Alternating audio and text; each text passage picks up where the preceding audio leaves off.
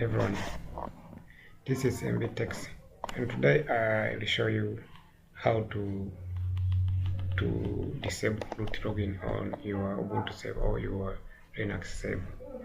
My server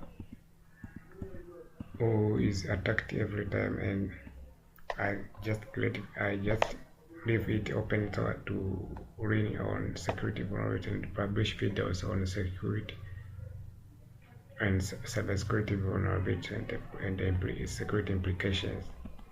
So the previous video showed you how to ban and to ban your page, how to the steps that you can take to be safe from brute force attacks.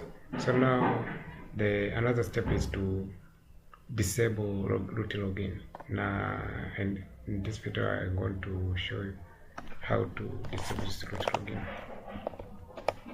As you can see, my server still attacking. They were dealing with one of my user was attacked. I created a Samba user, this one Samba, and it was attacked frequent every time. They know I have this user account in my server. That's why they deal with this with different IP addresses, different SSH client ports. As you can see here, they hit my SSH server. But after disabling the Samba account and stopping activity that was running with Samba, I lock out the Samba user, and now they are dealing with the root user. So what I have to disable this root? I have to disable root login, but I leave this root account as active, but disable root login from SSH.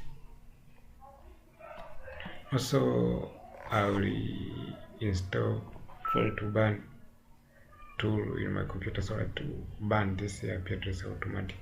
I've banned a lot of IP address. As you can see, this IP address were attacking every few seconds. Were attacking the Samba use.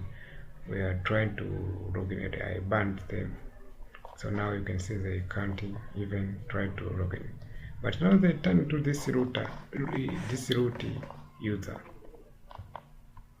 They are trying to log in, but this root user is by default no password. It is not allowed to authenticate with this root user.